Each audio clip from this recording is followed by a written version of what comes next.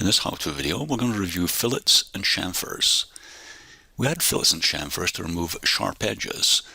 And in this part, there are two areas that we need to look at. So I'm going to go to Modify, Fillet, and select those two vertical edges. I don't need to rotate the part. The software will find that for me. And then set the value of the radius of the fillet, which will be 5 millimeters. And you can see those fillets are now added to the part. Back to Modify, and this time Chamfer.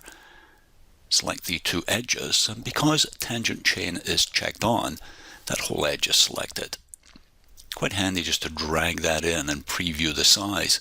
It looks like about 1 millimeter is as large as I can make that, and that's pretty good. So we'll leave it at 1, and both the chamfers are added. Let's rotate that around, and it would appear that the design of this part is pretty well complete. So I'm ready to send that off to the rest of the design team for review.